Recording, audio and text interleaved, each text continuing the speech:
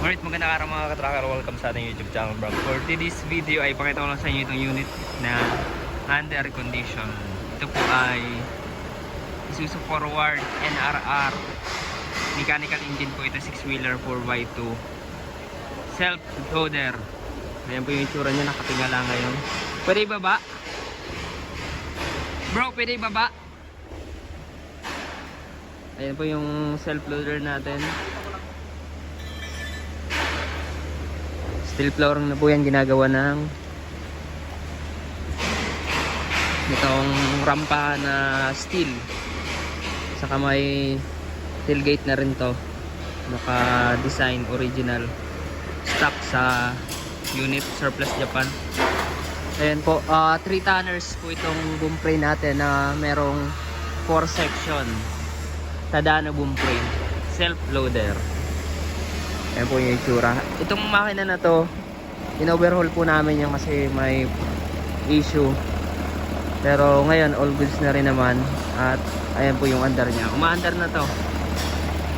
Ayan po yung itsura ng ilalim. Surplus tires. Fully recon, fully repaint. Color white po yung ating cab and body. Undercoat naman, black tone. Ayan po yung itsura ng ating unit. Standard electrical lights and accessories po yung nakakabit dyan. Brand new battery na rin yan. And then LED clearance light. May backlight po yan kasama. Tapos tukod dun sa likod. Ayan, ginagawan pa ng pad. So ayan po yung itsura nyo. Medyo may silang to. Mga 17 feet lang ang haba ng body. 17 to 18. Ayan po yung itsura. So tinignan po ng nag-inspection dito ng mekaniko kung okay daw yung andar ng makina pagkatapos i-overhaul. So nakita naman ni sir. So ayan po, forward Houston po yan. So yun mga ka-tracker, sa mga naghahanap po ng surplus Japan, dito lang po kami matatagpuan sa number 66 Barangay Mambugdos, Bacoor, Cavite. Ang nagbebenta ng surplus Japan. Yung mga available unit po namin dito ay as is condition. Saka lang po natin i-recon kapag napili nyo na, at depende po sa kung ano po yung gusto nyo ipagawa sa unit, kung anong body, yung pang ilalim, kung ano yung mga additional na ipalalagay nyo.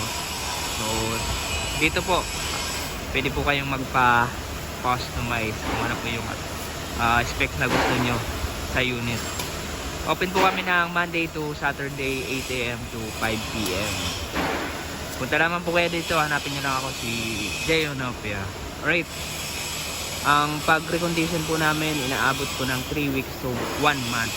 Tapos yung mode of payment po namin pwedeng cash, and meron po kaming accredited financing company na pwede nyo pag-applyan at para makakuha kayo ng truck loan dito sa amin. Yung financer natin ay yun yung third party financing agency dito sa amin na accredited. So yun lamang po, at maraming salamat. Shoutout sa mga solid subscribers natin dyan.